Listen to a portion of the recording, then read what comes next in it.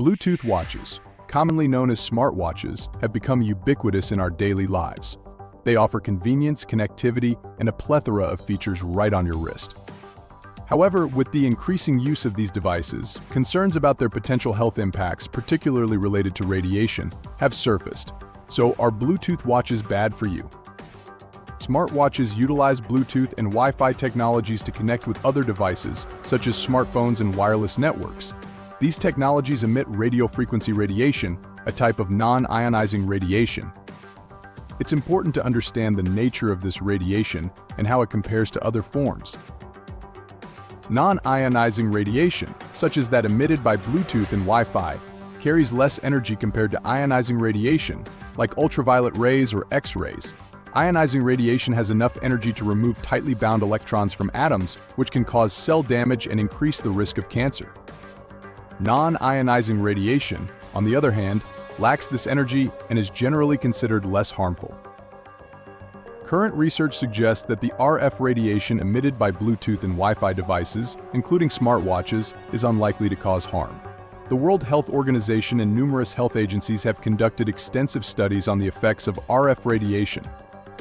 The consensus is that there is no conclusive evidence linking non-ionizing radiation from Bluetooth devices to serious health problems.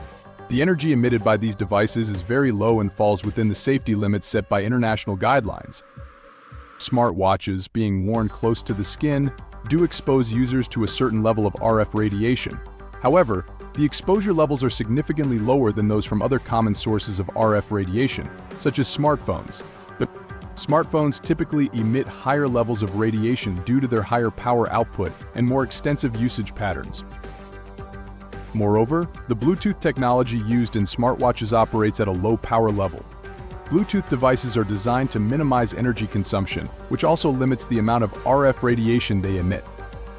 Most Bluetooth devices, including smartwatches, have a transmission power of less than 100 milliwatts, which is significantly lower than the power output of typical smartphones.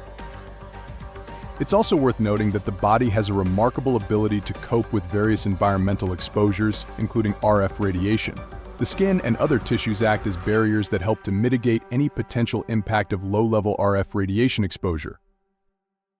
Despite the reassuring evidence, it's natural for some people to remain cautious. For those who are concerned about RF radiation from smartwatches, there are a few simple measures to further reduce exposure. For instance, users can minimize the time they wear their smartwatches, especially when not needed, and disable Bluetooth or Wi-Fi when not in use. Additionally, using the smartwatch on a wrist that is less frequently near the head, such as the non-dominant hand, can reduce exposure to the head area. Anyway, if this video was helpful, make sure to subscribe.